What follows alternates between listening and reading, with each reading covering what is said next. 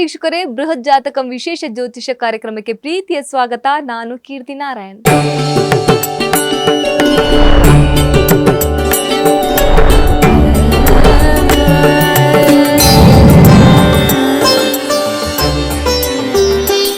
ವೀಕ್ಷಕರೇ, ಇವತ್ತಿನ ದಿನ ಭವಿಷ್ಯ ಯಾವ ರೀತಿಯಾಗಿದೆ, ಯಾವ ರಾಶಿಗೆ ಶುಭ ಹಾಗೆಯೇ ಯಾವ ರಾಶಿಗೆ ಅಶುಭ, ಇದರೊಟ್ಟಿಗೆ ದ್ವಾದಶ ರಾಶಿಗಳ ಫಲಾನುಫಲಗಳು ಯಾವ ರೀತಿಯಾಗಿದೆ ಅನ್ನೋದನ್ನು ತಿಳಿಸಿಕೊಡೋದಕ್ಕೆ ನಮ್ಮೊಟ್ಟಿಗಿದ್ದಾರೆ ಖ್ಯಾತ ಜ್ಯೋತಿಷಿಗಳು, ಆಧ್ಯಾತ್ಮ ಚಿಂತಕರು ಆಗಿರುವಂತಹ ಶ್ರೀ ವೆಂಕಟರಮಣ ಭಟ್ ಗುರೂಜಿಯವರು. ಬನ್ನಿ ಮೊದಲಿಗೆ ಗುರೂಜಿನ ಕಾರ್ಯಕ್ರಮಕ್ಕೆ ಸ್ವಾಗತಿಸೋಣ. ಗುರುಗಳೇ, ಕಾರ್ಯಕ್ರಮಕ್ಕೆ ಪ್ರೀತಿಯ ಸ್ವಾಗತ. ನಮಸ್ಕಾರ. ಇನ್ನು ವೀಕ್ಷಕರೇ, ಮೊದಲಿಗೆ ಇವತ್ತಿನ ದಿನ ಭವಿಷ್ಯ ಯಾವ ರೀತಿಯಾಗಿದೆ ಅನ್ನೋದನ್ನ ತಿಳಿದುಕೊಳ್ಳೋಣ. ಗುರುಗಳೇ, ಇವತ್ತಿನ ದಿನ ಭವಿಷ್ಯ ಯಾವ ರೀತಿಯಾಗಿದೆ ಅನ್ನೋದನ್ನ ನಮ್ಮ ವೀಕ್ಷಕರಿಗೆ ತಿಳಿಸಿಕೊಡಿ. ಓಂ ಗುರುಬ್ರಹ್ಮ ಗುರುರ್ವಿಷ್ಣು ಗುರುರ್ದೇವೋ ಮಹೇಶ್ವರ ಗುರು ಸಾಕ್ಷಾತ್ ಪರಂ ಬ್ರಹ್ಮ ತಸ್ಮೈ ಶ್ರೀ ಗುರವೇ ನಮಃ. ಏಕ ಏವ ಪರಬ್ರಹ್ಮ ಪರಮಾತ್ಮ ದಿಗಂಬರ ಸ್ವಯಮೇವ ಗುರು ಸಾಕ್ಷಾತ್ ಸುಬ್ರಾಜಃ ಪಾತು ನಃ ಸದಾ. ಕಾರುಣ್ಯಮೂರ್ತಿಂ ಕಮನೀಯ ರೂಪಂ ದಿಗಂಬರಂ ಯೋಗಿಗಣೈಃ ಸುಪೂಜ್ಯಂ ಸ್ವಭಕ್ತರಕ್ಷಾರ್ಥಕೃತಾವತಾರಂ ಸುಬ್ರಾಜರಾಜಂ ಶರಣಂ ಪ್ರಪದ್ಯೆ. ಶ್ರೀಪಾದರಾಜಂ ಶರಣಂ ಪ್ರಪದ್ಯೆ. ದತ್ತಾತ್ರೇಯೋ ಮಹಾಯೋಗಿ ಭಗವಾನ್ ಭೂತಭಾವನಃ ಚತುರ್ಭುಜೋ ಮಹಾವಿಷ್ಣುಃ ಯೋಗಸಾಮ್ರಾಜ್ಯದೀಕ್ಷಿತಃ. ನಮಃ ಶಾಂತಾಯ ದಿವ್ಯಾಯ ಸತ್ಯಧರ್ಮಸ್ವರೂಪಿಣೆ ಸ್ವಾನಂದಾಮೃತತೃಪ್ತಾಯ ಶ್ರೀಧರಾಯ ನಮೋ ನಮಃ. ಶ್ರೀ ಕ್ರೋಧಿನಾಮ ಸಂವತ್ಸರ ಉತ್ತರಾಯಣ ಶಿಶಿರ ಋತು ಫಾಲ್ಗುಣ ಮಾಸ ಕೃಷ್ಣ ಪಕ್ಷ ಬಿದಿಗೆ ಭಾನುವಾರ ಹಸ್ತ ನಕ್ಷತ್ರ ವೃದ್ಧಿ ಯೋಗ ಗರಿಜ ಕರಣ. ಇದು ಇವತ್ತಿನ ಪಂಚಾಂಗ. ಇನ್ನು ವೀಕ್ಷಕರೇ, ದ್ವಾದಶ ರಾಶಿಗಳ ಫಲಾನುಫಲಗಳು ಯಾವ ರೀತಿಯಾಗಿದೆ, ಹಾಗೆ ಏನೇ ಸಮಸ್ಯೆ ಇದ್ರೂ ಅದಕ್ಕೆ ಪರಿಹಾರ ಮಾರ್ಗಗಳು ಯಾವ ರೀತಿಯಾಗಿದೆ ಅನ್ನೋದನ್ನ ತಿಳಿದುಕೊಳ್ಳೋಣ. ಗುರುಗಳೇ, ದ್ವಾದಶ ರಾಶಿಗಳ ಫಲಾನುಫಲಗಳು ಯಾವ ರೀತಿಯಾಗಿದೆ? ಓಂ ಆಸತ್ಯೇನ ರಜಸಾ ವರ್ತಮಾನೋ ನಿವೇಶಯನ್ನಮೃತಂ ಮರ್ತ್ಯಂಚ ಹಿರಣ್ಯಜೇನ ಸವಿತಾ ರಥೇನ ದೇವೋ ಯಾತಿ ಭುವನಾ ವಿಪಶ್ಯನ್. ಓಂ ಅಗ್ನಿಂದೋತಂ ವೃಣೀಮಹೇ ಹೋತಾರಂ ವಿಶ್ವವೇದಸಂ ಅಸ್ಯ ಯಜ್ಞಸ್ಯ ಸುಕ್ರತುಂ ಯೇಷಾಮೀಶೇ ಪಶುಪತಿಃ ಪಶೂನಾಂ ಚತುಷ್ಪದಾಮುತ ಚ ದ್ವಿಪದಾಂ.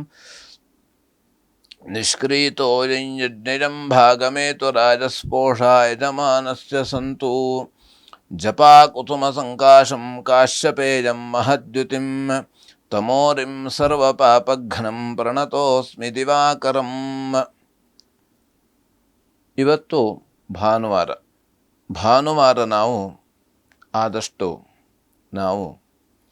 ಸೂರ್ಯನಾರಾಯಣನ ಆರಾಧನೆಯನ್ನು ಮಾಡತಕ್ಕಂಥದ್ದು. ಏಕೆಂದರೆ ಭಾನುವಾರ ಹೇಳ್ತಕ್ಕಂಥದ್ದು ಸೂರ್ಯನಿಗೆ ಸಂಬಂಧಪಟ್ಟಂಥದ್ದು. ಭಾನುವಾರ ಅಂದರೆ ನಾವು ಏನು ಮಾಡ್ತೇವೆ, ನಾವು ಸ್ವಲ್ಪ ರಜೆಯನ್ನು ನಾವು ಬಯಸ್ತೇವೆ ಭಾನುವಾರ. ಆದರೆ ರಜೆಯನ್ನು ಬಯಸಬಾರದಂತೆ. ನಮ್ಮಲ್ಲಿ ಇರತಕ್ಕಂಥ ಇಂದ್ರಿಯಗಳಿಗೆ ಯಾವತ್ತೂ ಕೂಡ ರಜೆ ಇಲ್ಲ. ಹಾಗಾದರೆ ಎಲ್ಲವೂ ಅವ್ರ ಕೆಲಸ ಮಾಡ್ತಾನೆ ಇರ್ತವೆ. ನಾವು ಊಟ ಮಾಡ್ತೇವೆ, ಊಟ ಮಾಡಿದಾಗ ಸಣ್ಣ ಪುಟ್ಟ ಸಣ್ಣ ಕರಳು ದೊಡ್ಡ ಕರಳು, ಆ ಕರಳಿನ ಕೆಲಸ ಅದು ಕೆಲಸ ಮಾಡ್ತು. ಹಾಗೆ ಹೃದಯ ಬಡಿತ ಅದ್ರ ಕೆಲಸ ಮಾಡ್ತಾ ಇರ್ತದೆ, ಕಣ್ಣು ಅದ್ರ ಕೆಲಸ ಮಾಡ್ತಾ ಇರ್ತದೆ, ಕಿವಿ ಕೇಳ್ತಾ ಇರ್ತದೆ, ಎಲ್ಲವೂ ಕೆಲಸ ಮಾಡ್ತಾ. ಹಾಗಾದ್ರೆ ಭಾನುವಾರ ಯಾವುದಕ್ಕೆ ರಜೆ? ಯಾವುದಕ್ಕೂ ರಜೆ ಇಲ್ಲ, ಯಾರಿಗೂ ರಜೆ ಇಲ್ಲ. ಭಾನುವಾರ ದೇವತೆಗಳಿಗೂ ರಜೆ ಇಲ್ವಂತೆ ಭಾನುವಾರ. ಆದರೆ ಯಾವ ಇಂದ್ರಿಯಕ್ಕೂ ಕೂಡ ರಜೆ ಇಲ್ಲ.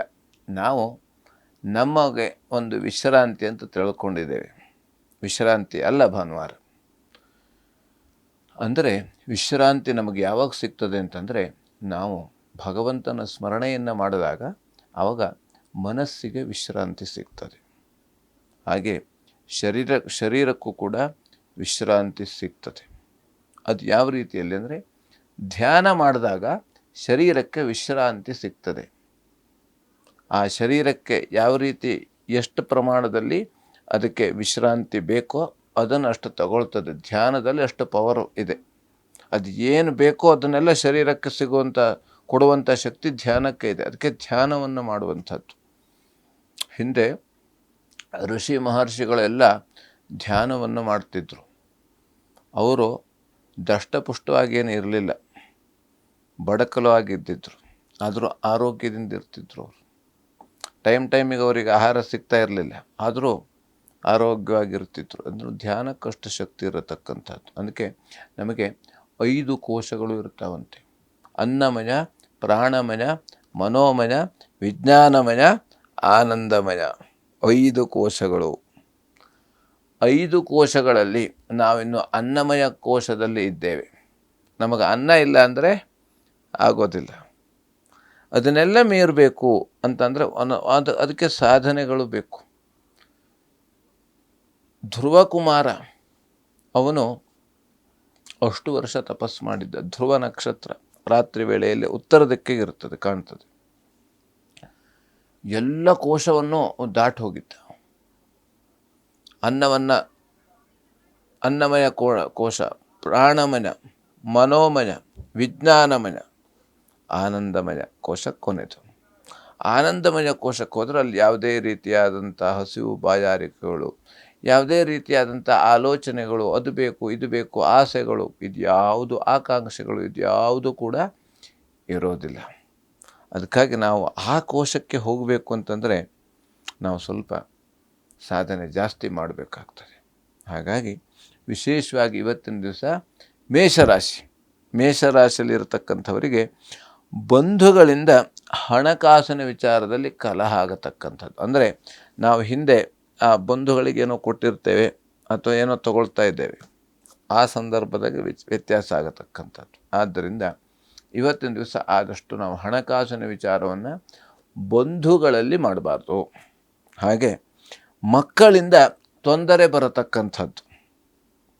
ಅಂದರೆ ಇವತ್ತಿನ ದಿವಸ ಭಾನುವಾರ ರಜೆ ಇದೆ ಅಂತ ನಾವು ಹೇಳಿಕೊಂಡು ಮಕ್ಕಳೆಲ್ಲೋ ಪ್ರವಾಸಕ್ಕೆ ಕರ್ಕೊಂಡು ಹೋಗ್ತೇವೆ. ಅವರು ನೀರಿಗೆ ಇಳಿಯೋದು ಅಥವಾ ರೋಡಿಗೆ ಹೋಗೋದು, ಈ ಥರದಲ್ಲಿ ಸಮಸ್ಯೆ ಆಗತಕ್ಕಂಥದ್ದು. ಆದಷ್ಟು ನಾವು ನೀರಿಗೆ ಇಳಿಸಬಾರ್ದು ಮಕ್ಕಳನ್ನು, ಅಥವಾ ರೋಡಿಗೆ ಬಿಡಬಾರ್ದು ಸಣ್ಣ ಮಕ್ಕಳನ್ನು. ಹಾಗೆ ಉದರ ಬಾಧೆ, ಹೊಟ್ಟೆಗೆ ಸಂಬಂಧಪಟ್ಟದ್ದು. ಅಂದರೆ ಇದು ಊಟದ ವಿಚಾರದಲ್ಲಿ ಬರತಕ್ಕಂಥದ್ದು. ನಾವು ಆದಷ್ಟು ಕರಿದ ಪದಾರ್ಥಗಳನ್ನು ಅಥವಾ ನಮಗೆ ಯಾವುದು ಬೇಕೋ ಅದನ್ನು ನಾವು ತಿನ್ನೋದು. ನಮ್ಮ ಮನಸ್ಸಿಗೆ ಬೇಕಾಗಿದ್ದಲ್ಲ, ನಮ್ಮ ಹೊಟ್ಟೆಗೆ ಯಾವುದು ಬೇಕೋ ಅದನ್ನು ತಿನ್ನಬೇಕು. ಹಾಗೆ ಕರುಳಿನ ಬೇನೆ ಬರತಕ್ಕಂಥದ್ದು, ಕರುಳಿಗೆ ಸಂಬಂಧಪಟ್ಟಂತೆ ಸಮಸ್ಯೆ ಆಗತಕ್ಕಂಥದ್ದು. ಹಾಗಾಗಿ ಇದೆಲ್ಲವೂ ಕೂಡ ಊಟದಿಂದ ಬರತಕ್ಕಂಥದ್ದು. ಆದಷ್ಟು ನಾವು ಅದಕ್ಕೆ ಶುಚಿಯಾದ ರುಚಿಯಾದ ಆಹಾರವನ್ನು ಸೇವನೆ ಮಾಡೋದರಿಂದ ಎಲ್ಲ ರೀತಿಯಲ್ಲಿ ಇವತ್ತಿನ ದಿವಸ ಅನುಕೂಲ ಆಗತಕ್ಕಂಥದ್ದು. ಶ್ರೀ ಸೂಕ್ತ ಪಾರಾಯಣವನ್ನು ಮಾಡೋದರಿಂದ ಎಲ್ಲ ರೀತಿಯಲ್ಲಿ ಅನುಕೂಲ ಆಗತಕ್ಕಂಥದ್ದು. ಇನ್ನು ವೃಷಭ ರಾಶಿ, ಆರೋಗ್ಯದಲ್ಲಿ ಸ್ವಲ್ಪ ವ್ಯತ್ಯಾಸ ಆಗತಕ್ಕಂಥದ್ದು. ಹಾಗೆ ಬೆನ್ನಲ್ಲಿ ಸ್ವಲ್ಪ ನೀರು ತುಂಬಿಕೊಳ್ಳುವಂಥ ಸಾಧ್ಯತೆ ಇರತಕ್ಕಂಥದ್ದು. ಅಂದರೆ ಈಗ ಬೆನ್ನಿಗೆ ಸಂಬಂಧಪಟ್ಟಂತೆ ಸಮಸ್ಯೆ ಇರತಕ್ಕಂಥದ್ದು. ಅಂದರೆ ಬೆನ್ನು ನೋವು ಬರತಕ್ಕಂಥದ್ದು, ಅಥವಾ ಏನೋ ವಯಸ್ಸಾದವರಿದ್ದರೆ ಆ ನೀರು ತುಂಬಿಕೊಳ್ತದೆ ಅಂತ ಹೇಳ್ತಾರೆ ಬೆನ್ನಿಗೆ ಸಂಬಂಧಪಟ್ಟಂತೆ. ಅದಕ್ಕೆ ಆದಷ್ಟು ನಾವು ಅದಕ್ಕೆ ಸರಿಯಾದ ಚಿಕಿತ್ಸೆಯನ್ನು ಪಡೆದುಕೊಳ್ಳಬೇಕು. ಅಥವಾ ಬೆನ್ನೋವು ಬಂದಿದೆ ಅಂತ ಅದನ್ನು ಹಾಗೆ ಅಪೇಕ್ಷೆ ಮಾಡುವಂಥದ್ದಲ್ಲ, ಅಂದರೆ ಉಪೇಕ್ಷೆ ಮಾಡತಕ್ಕಂಥದ್ದಲ್ಲ. ಸರಿಯಾದ ಕ್ರಮದಲ್ಲಿ ಚಿಕಿತ್ಸೆಯನ್ನು ಕೊಡಿಸುವುದರಿಂದ, ಹಾಗೆ ಶ್ವಾಸಕೋಶದ ತೊಂದರೆ ಬರತಕ್ಕಂಥದ್ದು, ಉಸಿರಾಟಕ್ಕೆ ಸಂಬಂಧಪಟ್ಟಂತೆ ಸಮಸ್ಯೆ ಬರತಕ್ಕಂಥದ್ದು, ಹಾಗೆ ವೃತ್ತಿಯಲ್ಲಿ ಅನುಕೂಲ ಆಗತಕ್ಕಂಥದ್ದು. ಧನ್ವಂತರಿ ಜಪವನ್ನು ಮಾಡುವುದರಿಂದ ಅಥವಾ ವೈದ್ಯನಾಥೇಶ್ವರ ದರ್ಶನ ಮಾಡುವುದರಿಂದ ಎಲ್ಲ ರೀತಿಯಲ್ಲಿ ಶುಭ ಫಲವನ್ನು ಕಾಣಬಹುದು. ಇನ್ನು ಮಿಥುನ ರಾಶಿ, ಕಣ್ಣಿನ ತೊಂದರೆ ಬರತಕ್ಕಂಥದ್ದು. ಆದಷ್ಟು ನಾವು ಇವತ್ತಿನ ದಿವಸ ಮೊಬೈಲನ್ನು ನೋಡುವುದು, ಅಥವಾ ತೀಕ್ಷ್ಣವಾದ ಬೆಳಕು ನೋಡುವುದು, ಅಥವಾ ಈ ಧೂಳು ಇರುವಂಥ ಜಾಗದಲ್ಲಿ ಹೋಗುವಂಥದ್ದು, ಇದನ್ನೆಲ್ಲ ಮಾಡಬಾರ್ದು. ಹಾಗೆ ಕಣ್ಣಲ್ಲಿ ಸ್ವಲ್ಪ ನೀರು ತುಂಬಿಕೊಳ್ಳತಕ್ಕಂಥ, ಅಂದರೆ ಈಗ ಯಾಕಂದರೆ ಕೆಲವು ಕಣ್ಣು ನೋವಿದ್ದಾಗೂ ನೀರು ತುಂಬಿಕೊಳ್ಳುತ್ತೆ. ಹಾಗೆ ದುಃಖವಾದಾಗಲೂ ನೀರು ಬರ್ತದೆ, ಸುಖವಾದಾಗಲೂ ನೀರು ಬರತಕ್ಕಂಥದ್ದು. ಆದರೆ ನಮಗೆ ಆದಷ್ಟು ಈ ಧೂಳಿನಿಂದ ನಾವು ಕಣ್ಣು ತಿಕ್ತೇವೆ, ಅದರಿಂದ ನೀರು ಬರತಕ್ಕಂಥದ್ದು. ಹಾಗಾಗಿ ಆದಷ್ಟು ಧೂಳಿರುವ ಜಾಗಕ್ಕೆ ಇವತ್ತಿನ ದಿವಸ ಹೋಗಬಾರ್ದು. ಅಥವಾ ಎಲ್ಲೋ ಆಟದ ಮೈದಾನ ಇರ್ಬೋದು, ಅಥವಾ ಏನೋ ಕೆಲಸ ನಡೀತಾ ಇರ್ತದೆ, ರಸ್ತೆ ಕೆಲಸ ಅಂಥ ಸಂದರ್ಭದಲ್ಲಿ ನಾವು ಅಲ್ಲಿ ಹೋಗಬಾರ್ದು ಇವತ್ತಿನ ದಿವಸ. ಹಾಗೆ ವಿಶೇಷವಾಗಿ ಸಮಯಕ್ಕೆ ಸರಿಯಾಗಿ ನಮಗೆ ಆಹಾರಗಳು ಅಥವಾ ಊಟ ಇರ್ಬೋದು, ತಿಂಡಿ ಇರ್ಬೋದು, ಅದು ಸರಿಯಾಗಿ ಸಿಗೋದಿಲ್ಲ. ಆಹಾರದಲ್ಲಿ ವ್ಯತ್ಯಾಸ ಆಗತಕ್ಕಂಥದ್ದು. ಹಾಗೆ ಕಾಲ ಬದಲಾವಣೆಯಿಂದ ಆಹಾರದಲ್ಲಿ ವ್ಯತ್ಯಾಸ ಆಗತಕ್ಕಂಥದ್ದು. ಹಾಗೆ ಆದಿತ್ಯ ಹೃದಯವನ್ನು ಪಠಿಸುವುದರಿಂದ ಎಲ್ಲ ರೀತಿಯಲ್ಲಿ ಶುಭ ಫಲವನ್ನು ಕಾಣಬಹುದು. ಇನ್ನು ಕರ್ಕಾಟಕ ರಾಶಿ, ಹಣಕಾಸಿನ ತೊಂದರೆ ಬರತಕ್ಕಂಥದ್ದು. ಅಂದರೆ ಇವತ್ತಿನ ದಿವಸ ನಮಗೆ ಏನೋ ತೆಗೆದುಕೊಳ್ಬೇಕು ಅಂದುಕೊಳ್ತೇವೆ, ಆದರೆ ತೆಗೆದುಕೊಳ್ಳಿಕ್ಕೆ ಆಗೋದಿಲ್ಲ, ನಮ್ಮ ಹತ್ರ ಅಷ್ಟು ಹಣ ಇರೋದಿಲ್ಲ. ಹಾಗೆ ನಿರೀಕ್ಷಿತವಾದಂಥ ಲಾಭ ಸಿಗೋದಿಲ್ಲ ಇವತ್ತು ವ್ಯಾಪಾರಸ್ಥರಿಗೆ. ಹಾಗಾಗಿ ಇವತ್ತಿನ ದಿವಸ ವ್ಯವಹಾರಗಳಲ್ಲೂ ಕೂಡ ತೊಂದರೆ ಬರತಕ್ಕಂಥದ್ದು. ಹಾಗೆ ಧಾನ್ಯದ ಅಭಾವ, ಅಂದರೆ ನಾವು ಏನೋ ಒಂದು ರೀತಿಯಲ್ಲಿ ಈಗ ಭತ್ತವನ್ನು ಬೆಳೆದಿದ್ದಿರ್ಬೋದು ಅಥವಾ ಬೇರೆ ಬೇರೆ ಧಾನ್ಯದ ಅಭಾವಗಳು, ಅಂದರೆ ನಮಗೆ ಸರಿಯಾದ ರೀತಿಯಲ್ಲಿ ನಮಗೆ ಆ ರೀತಿ ಒಂದು ಫಸಲು ಸಿಗೋದಿಲ್ಲ ಅಥವಾ ಸರಿಯಾದ ರೀತಿಯಲ್ಲಿ ನಮಗೆ ರಕ್ಷಣೆ ಮಾಡಲಿಕ್ಕೂ ಆಗೋದಿಲ್ಲ. ಬೇರೆ ಬೇರೆ ರೀತಿಯಲ್ಲಿ ತೊಂದರೆಯಿಂದ ನಮಗೆ ಬೇರೆ ಬೇರೆ ತೊಂದರೆಯಿಂದ ಆ ಒಂದು ಫಸಲಷ್ಟು ಸಿಗೋದಿಲ್ಲ ಇವತ್ತಿನ ದಿವಸ. ಹಾಗೆ ತರಕಾರಿಗಳಿಗೆ ಸಂಬಂಧಪಟ್ಟಂತೆ ತರಕಾರಿ ಬೆಳೆಯೋರಿಗೆ ಸ್ವಲ್ಪ ನಷ್ಟ ಆಗತಕ್ಕಂಥದ್ದು, ತರಕಾರಿಗಳ ಅಭಾವ. ಅಥವಾ ಯಾಕಂದರೆ ಈಗ ಎಲ್ಲ ಬೆಲೆ ಏರಿಕೆ ಕೆಲವೊಂದು ಆಗಿರುತ್ತೆ, ಅಂದರೆ ಯಾವ ರೀತಿ ಅದು ಅಭಾವದಿಂದಲೂ ಕೂಡ ಬೆಲೆ ಏರಿಕೆಗಳು ಆಗುವಂಥ ಸಂದರ್ಭ ಇರ್ತದೆ. ಅಂದರೆ ಯಾಕೆಂದರೆ ನಮಗೆ ಈಗ ನಾವೆಲ್ಲರೂ ರೈತರಾಗಬೇಕು, ನಾವೇ ಸ್ವತಃ ಎಲ್ಲವನ್ನು ಬೆಳಿಬೇಕು. ಆ ನಾವೇ ಸ್ವತಃ ಬೆಳೆದಾಗ ಅಲ್ಲೇ ನಮಗೆಲ್ಲ ಆಹಾರ ಧಾನ್ಯಗಳು ಇರ್ಬೋದು ಅಥವಾ ಬೇರೆ ಬೇರೆ ಯಾವುದೇ, ಅದು ಎಲ್ಲವೂ ಕೂಡ ಶುಚಿಯಾದ ಆಹಾರ ಸಿಗ್ತದೆ, ರುಚಿಯಾದ ಆಹಾರ ಸಿಗ್ತದೆ, ನಮಗೆ ಸಾತ್ವಿಕ ಆಹಾರ ಸಿಗ್ತದೆ. ಯಾಕಂದರೆ ಈಗ ನಾವು ಬೆಳೆಗಾರರು ಕಡಿಮೆ, ಆದರೆ ಬಳಕೆದಾರರು ಜಾಸ್ತಿ ಆಗಿಬಿಟ್ಟಿದ್ದಾರೆ. ಹಾಗಾಗಿ ಅದು ಆಗಬಾರ್ದು. ಬೆಳೆಗಾರರು ಜಾಸ್ತಿ ಆಗಬೇಕು, ರೈತರು ಜಾಸ್ತಿ ಆಗಬೇಕು, ಅವರಿಗೆ ಸಿಗುವಂಥ ಆ ಒಂದು ಎಲ್ಲ ರೀತಿಯಾದಂಥ ಬೆಳೆ ವಿಮೆ ಇದೆಲ್ಲ ಕೊಡಬೇಕು. ಹಂಗೆ ಕೊಡುವುದರಿಂದ, ಯಾಕಂದರೆ ನಮಗೆ ಒಂದು ಆಸೆ ಇದ್ದರೆ ನಾವು ಮುಂದೆ ಕೆಲಸ ಮಾಡ್ತೇವೆ, ಆಸೆನೇ ಇಲ್ಲ ಅಂತಾದರೆ ಕೆಲಸ ಮಾಡೋದಿಲ್ಲ.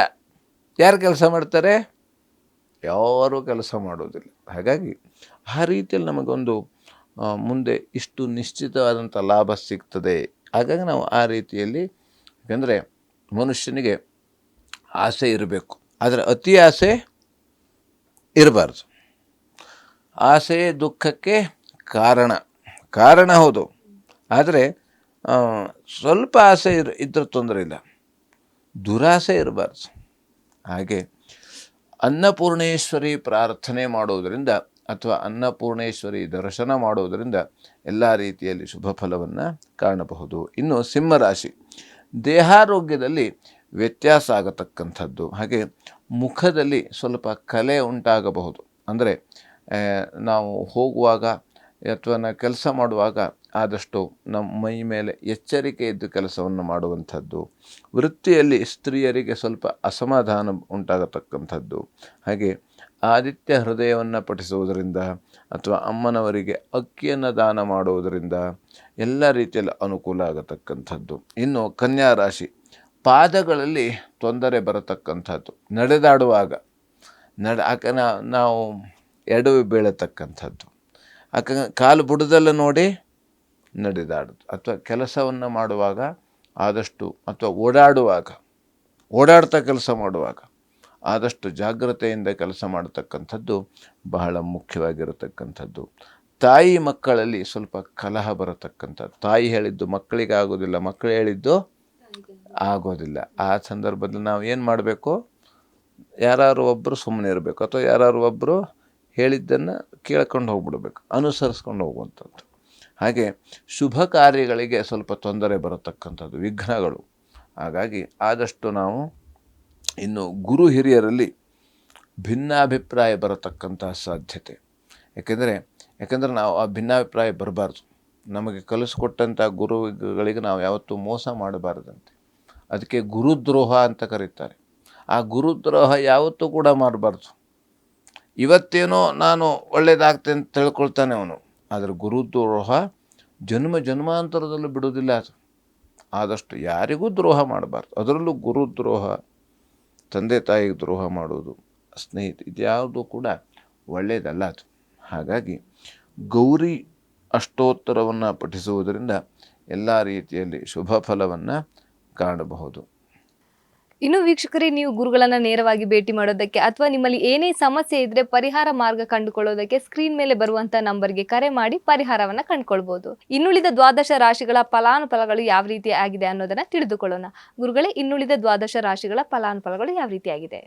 ಇನ್ನು ತುಲಾ ರಾಶಿ ಲಾಭ ಆಗತಕ್ಕಂಥದ್ದು, ಹಾಗೆ ಸಮೃದ್ಧವಾದ ಬೆಳೆ ಸಿಗತಕ್ಕಂಥದ್ದು. ಇವತ್ತು ಒಳ್ಳೆಯ ರೀತಿಯಲ್ಲಿ ರೈತರಿಗೆ ಅನುಕೂಲ ಆಗತಕ್ಕಂಥದ್ದು, ಮನಸ್ಸು ಸಮೃದ್ಧಿಯಿಂದ ಇರತಕ್ಕಂಥದ್ದು. ಹಾಗೆ ಅತಿಥಿಗಳ ಆಗಮನ, ಯಾವುದೋ ಮನೆಗೆ ಯಾವುದೋ ರೀತಿಯಲ್ಲಿ ಅತಿಥಿ ಅಭ್ಯಾಗತರ ಆಗಮನ ಬರತಕ್ಕಂಥದ್ದು.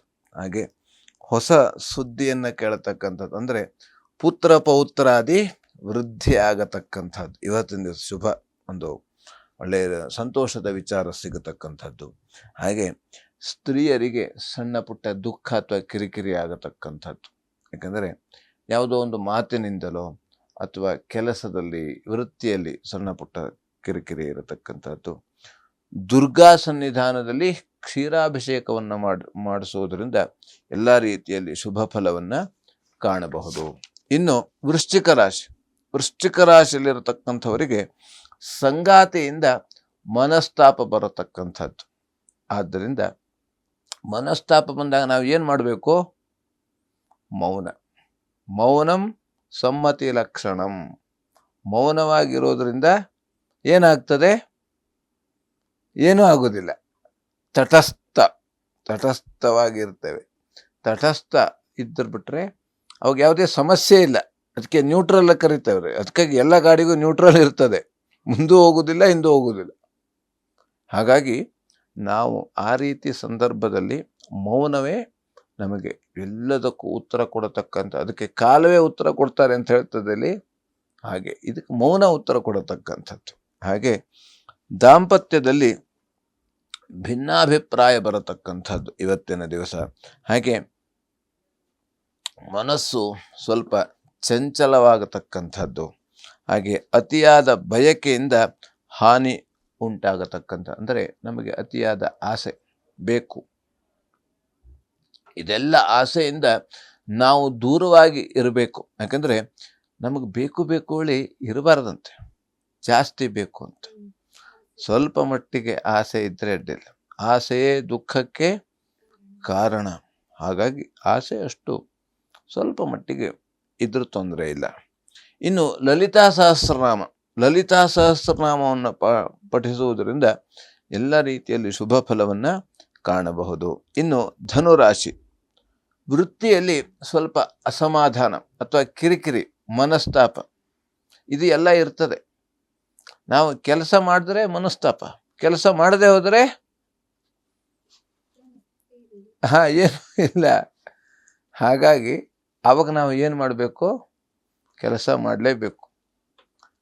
ಏನು ಮಾಡಿದ್ರೂ ಮನಸ್ತಾಪ ಇರ್ತದೆ. ಕೆಲಸ ಮಾಡಿದ್ರೂ ಮನಸ್ತಾಪ, ಕೆಲಸ ಮಾಡದೇವರು ಮನಸ್ತಾಪ ಇರ್ತದೆ. ಕೆಲಸ ಮಾಡಿದ್ರೆ ಮಾಡುವಂಥ ಕೆಲಸದಲ್ಲಿ ಮನಸ್ತಾಪ, ಕೆಲಸ ಮಾಡಲಿಲ್ಲ ಅಂದ್ರೆ ಮನೆಯಲ್ಲೂ ಮನಸ್ತಾಪ ಆಗ್ತದೆ. ಹಾಗಾಗಿ ಆದಷ್ಟು ನಾವು ಕೆಲಸ ಮಾಡಿಕೊಂಡು ಮನಸ್ತಾಪ ಮಾಡಿಕೊಳ್ಳದೆ ಇರುವುದು ಉತ್ತಮವಾಗಿರತಕ್ಕಂಥದ್ದು. ಹಾಗೆ ಗಗನಯಾನದಲ್ಲಿ ಸ್ವಲ್ಪ ತೊಂದರೆ ಬರತಕ್ಕ, ಅಂದರೆ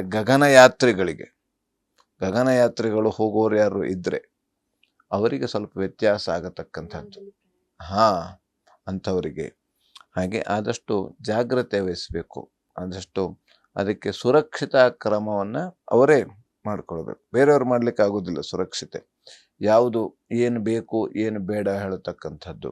ಹಾಗೆ ಇವತ್ತಿನ ದಿವಸ ಯಾವುದೋ ರೀತಿಯಲ್ಲಿ ಸೋಲು ಉಂಟಾಗತಕ್ಕಂಥದ್ದು, ಅಂದರೆ ಬೇರೆ ಬೇರೆ ವಾದ ವಿವಾದಗಳಲ್ಲಿ, ಚರ್ಚೆಯಲ್ಲಿ ಅಥವಾ ಬೇರೆ ಬೇರೆ ರೀತಿಯಲ್ಲಿ ಆಟದಲ್ಲೂ ಕೂಡ ಕೆಲವೊಂದು ಸೋಲು ಬರತಕ್ಕಂಥದ್ದು. ಹಾಗೆ ಸ್ತ್ರೀಯರಿಗೆ ಶತ್ರುಗಳ ಬಾಧೆ, ಶತ್ರುಗಳಿಂದ ತೊಂದರೆ ಬರತಕ್ಕಂಥದ್ದು. ಸಪ್ತಶತಿ ಪಾರಾಯಣ ಮಾಡೋದ್ರಿಂದ ಎಲ್ಲ ರೀತಿಯಲ್ಲಿ ಶುಭ ಫಲವನ್ನು ಕಾಣಬಹುದು. ಇನ್ನು ಮಕರ ರಾಶಿ, ವಾಗ್ವಾದ. ಇವತ್ತು ವಾಗ್ವಾದ, ಏನೋ ಅವ್ರ ಮಾತು ಕೇಳೋದಿಲ್ಲ, ಇವ್ರ ಮಾತು ಕೇಳೋದಿಲ್ಲ, ಹೀಗೆ ಮತ್ತು ಜಾಸ್ತಿ ಮಾತು ಬೆಳೀತಾ ಹೋಗ್ತದೆ. ಘರ್ಷಣೆ ಉಂಟಾಗತಕ್ಕಂಥದ್ದು, ಹಾಗೆ ಅವಮಾನ ಅಪಮಾನಗಳು ಬರತಕ್ಕಂಥದ್ದು ಉಂಟಾಗತಕ್ಕಂಥದ್ದು. ಬುದ್ಧಿಶಕ್ತಿ ಕೊರತೆ, ಬುದ್ಧಿ ಆಲೋಚನಾ ಶಕ್ತಿಯನ್ನು ಕಡಿಮೆ ಮಾಡುತ್ತದೆ, ಆಲೋಚನೆ ಸೂಚಿಸೋದಿಲ್ಲ. ಇಲ್ಲ ನಾವು ಹೇಳ್ತೇವೆ, ಇಲ್ಲ ಅಷ್ಟು ಬುದ್ಧಿವಂತ ಇದ್ದ, ಆದ್ರೆ ಅವನು ಏನೂ ಮಾತಾಡಲಿಲ್ಲ. ಅಷ್ಟು ಬುದ್ಧಿವಂತ ಇದ್ದರೂ ಆ ಸಂದರ್ಭದಲ್ಲಿ ಅವನಿಗೆ ಕೊಡಲಿಲ್ಲ. ಯಾಕೆಂದರೆ ಯಾವ ಸಂದರ್ಭದೋ, ಕುಂಭಕರ್ಣ ಅವನು ತಪಸ್ಸು ಮಾಡಿದಾಗ ಸರಸ್ವತಿ ಏನು ಬೇಕು ಅಂತ ಕೇಳಿದಾಗ ಏನು ಮಾಡ್ತಾಳೆ, ಅವನೇನು ಹೇಳ್ತಾನೆ, ನನಗೆ 6 ತಿಂಗಳ ನಿದ್ರೆನೇ ಕೊಡು ಅಂತ ಕೇಳ್ಬಿಡ್ತಾನೆ. ಅವನಷ್ಟು ಬುದ್ಧಿವಂತ ಹೌದು, ಆದರೆ 6 ತಿಂಗಳ ಏನು ಮಾಡ್ದ, ನಿದ್ರೆ ಕೊಡು ಅಂತ ಕೇಳ್ಬಿಟ್ಟ. ತಪಸ್ಸು ಮಾಡಿ ಏನು ಬೇಕು ಕೇಳಿದ್ರೆ ನಿದ್ರೆ ಕೇಳಿದ. ಅವಾಗ ಏನು ಮಾಡ್ದ, ಹಂಗಾಯ್ತು ಅವನು, ಏನೂ ಇಲ್ಲ. ಅದ್ರ ಬದಲು ಸುಮ್ಮನೆ ಇದ್ದಿದ್ರಾದರೂ ಅವನಿಗೆ ಅಷ್ಟು 6 ತಿಂಗಳ ನಿದ್ರೆ ಇಲ್ಲ, ಒಂದು 2 ತಿಂಗಳಾರು ನಿದ್ರೆ ಮುಗೀತಿತ್ತು. ಹಾಗಾಗಿ ಆದಷ್ಟು ನಾವು, ಯಾಕಂದರೆ ಈ ಒಂದು ಬುದ್ಧಿ ಆಲೋಚನಾ ಶಕ್ತಿ ಹೇಳ್ತಕ್ಕಂಥದ್ದು ಇದು ವ್ಯತ್ಯಾಸ ಆಗ್ತಾ ಇರ್ತದೆ. ಈಗ ನಾವು ನಗೆ ಆಡ್ಬೋದು, ಇನ್ನೊಂದು ಸ್ವಲ್ಪ ಹೊತ್ತಿಗೆ ನಮಗೆ ಸಿಟ್ಟು ಬರ್ತದೆ, ಇದು ವ್ಯತ್ಯಾಸ ಆಗ್ತಾ ಇರ್ತದೆ ಅದು. ಹಾಗಾಗಿ ವಿಶೇಷವಾಗಿ ಇವತ್ತಿನ ದಿವಸ ಈಶ್ವರ ಪ್ರಾರ್ಥನೆ ಅಥವಾ ರುದ್ರಾಭಿಷೇಕ ಮಾಡೋದರಿಂದ ಎಲ್ಲ ರೀತಿಯಲ್ಲಿ ಶುಭ ಫಲವನ್ನು ಕಾಣಬಹುದು. ಇನ್ನು ಕುಂಭರಾಶಿ, ವ್ಯಸನಗಳಿಗೆ ತುತ್ತಾಗುವಂಥ ಸಾಧ್ಯತೆ. ವ್ಯಸನ, ಯಾಕೆಂದರೆ ಮನುಷ್ಯನಿಗೆ ಯಾವುದೋ ಸ್ನೇಹಿತರು ಸಿಗ್ತಾರೆ, ಆದರೆ ಒಳ್ಳೆ ಸ್ನೇಹಿತರು ಬೇಕು. ಈ ಸ್ನೇಹಿತರಲ್ಲಿ 2 ವಿಧ. ನಾವು ಸ್ನೇಹಿತರಿಂದ ಒಳ್ಳೆಯದಾಗೋದು ಇರ್ತದೆ, ಕೆಟ್ಟದಾಗೋದು ಇರ್ತದೆ. ಹಾಗಾಗಿ ಇವತ್ತಿನ ದಿವಸ ಆದಷ್ಟು ಸಹವಾಸದಿಂದ ದೋಷ ಬರತಕ್ಕಂಥದ್ದು, ಸಹವಾಸದಿಂದ ಸಂಘದಿಂದ ಹಾನಿ ಆಗತಕ್ಕಂಥ ಸಾಧ್ಯತೆ ಇರತಕ್ಕಂಥದ್ದು. ಹಾಗೆ ದಾಂಪತ್ಯದಲ್ಲಿ ಮನಸ್ತಾಪ ಬರತಕ್ಕಂಥದ್ದು, ಹಾಗೆ ಜನರ ಜೊತೆ ಸ್ವಲ್ಪ ಕಲಹ ಆಗತಕ್ಕಂಥದ್ದು. ಹಾಗೆ ಬರೀ ಯಾವ ರೀತಿ ನಾವು ಏನೇ ಮಾತಾಡಿದ್ರೂ ಕೂಡ ಅದು ಕಲಹ ಆಗತಕ್ಕಂಥದ್ದು, ಜಾಸ್ತಿ ಕಲಹ ಆಗತಕ್ಕಂಥದ್ದು. ಆದ್ದರಿಂದ ಇವತ್ತಿನ ದಿವಸ ಈಶ್ವರ ಆರಾಧನೆ ಮಾಡೋದರಿಂದ, ಅಥವಾ ಇವತ್ತಿನ ದಿವಸ ರುದ್ರಾಭಿಷೇಕ ಮತ್ತು ರುದ್ರನ ಆರಾಧನೆ ಅಥವಾ ರುದ್ರ ಹೋಮ ಮಾಡೋದರಿಂದ ಈ ಎಲ್ಲ ಕಲಹಗಳು, ತಾಪಗಳು, ದೋಷಗಳು ನಿವಾರಣೆ ಆಗತಕ್ಕಂಥದ್ದು. ಯಾಕೆಂದರೆ ಅವನು ಏನು ಮಾಡ್ತಾನೆ, ಈಶ್ವರ ಅವನು ನಾಶ ಮಾಡ್ತಾನೆ. ಯಾವುದನ್ನು ನಾಶ ಮಾಡ್ತಾನೆ? ಕಲಹವನ್ನೇ ನಾಶ ಮಾಡಿಬಿಡ್ತಾನೆ ಅವನು. ಹಾಗಾಗಿ ಎಲ್ಲವನ್ನು ನಾಶ ಮಾಡುವವನು ಈಶ್ವರ. ಅವನು ಅದಕ್ಕೆ ಮಂಗಳಕರ, ಅವನು ಒಳ್ಳೆಯದ, ನಮಗೆಲ್ಲ ಮಂಗಳನೂ ಹೌದು, ಆದರೆ ಅವನು ಎಲ್ಲ ನಾಶವನ್ನು ಮಾಡತಕ್ಕಂಥವನು ಈಶ್ವರನಾಗಿದ್ದಾನೆ. ಹಾಗಾಗಿ ಇನ್ನು ಮೀನರಾಶಿ, ಸಾಲಬಾಧೆ ಸ್ವಲ್ಪ ಜಾಸ್ತಿ ಆಗತಕ್ಕಂಥದ್ದು, ದೇಹ ಬಾಧೆ ಜಾಸ್ತಿ ಆಗತಕ್ಕಂಥದ್ದು, ಹಾಗೆ ದೇಹಕ್ಕೆ ಆರೋಗ್ಯದಲ್ಲಿ ವ್ಯತ್ಯಾಸ ಆಗತಕ್ಕಂಥದ್ದು, ಶತ್ರುಗಳಿಂದ ಸಮಸ್ಯೆ ಬರತಕ್ಕಂಥದ್ದು, ಹಾಗೆ ದೇಹಕ್ಕೆ ಪೆಟ್ಟು ಬೀಳುವಂಥ ಸಾಧ್ಯತೆ. ಯಾಕೆಂದರೆ ನಾವು ನಡೆದುಕೊಂಡು ಹೋಗ್ತಾ ಇರ್ತೇವೆ, ಅಥವಾ ಬೈಕು ಅಥವಾ ಕಾರ್ನಲ್ಲಿ ನಾವು ಹೋಗ್ತಾ ಇರ್ತೇವೆ, ಅಥವಾ ಯಾವುದೋ ಕೆಲಸ ಮಾಡ್ತಾ ಇರ್ತೇವೆ. ಆ ಸಂದರ್ಭದಲ್ಲಿ ನಮ್ಮ ಮೈ ಮೇಲೆ ನಮಗೆ ಎಚ್ಚರ ಇರಬೇಕಂತೆ. ನಮ್ಮ ಮೈ ಮೇಲೆ ನಮಗೆ ಎಚ್ಚರ ಇಲ್ಲ ಅಂತಂದ್ರೆ ಏನಾಗ್ತದೆ, ನಮಗೆ ಪೆಟ್ಟು ಬೀಳತಕ್ಕಂಥದ್ದು. ಹಾಗಾಗಿ ಆದಷ್ಟು ಜಾಗ್ರತೆಯಿಂದ ಕೆಲಸ ಮಾಡತಕ್ಕಂಥದ್ದು ಬಹಳ ಮುಖ್ಯ. ಮತ್ತು ಕಳ್ಳಕಾಕರ ಭಯ. ಈಗ ನಾವು ರಾತ್ರಿ ವೇಳೆಯಲ್ಲಿ ನೋಡ್ತಾ ಇರ್ತೇವೆ, ಅಲ್ಲಿ ಲೈಟ್ ಹಾಕಿದ್ರು ಅಥವಾ ನಲ್ಲಿ ನೀರು ಬಿಟ್ಟರು, ಅಲ್ಲಿ ಇವನು ಹೊರಗಡೆ ಹೋದಾಗಲ್ಲಿ ಸಮಸ್ಯೆ ಆಯಿತು. ಆದಷ್ಟು ನಾವು ರಾತ್ರಿ ಹೊತ್ತು ಬಾಗಿಲು ತೆಗಿಲಿಕ್ಕೆ ಹೋಗಬಾರ್ದು. ಏನೇ ಆದರೆ, ಏನೇ ಹಾಕ್ಕೊಂಡು ಹೋಗಲಿ.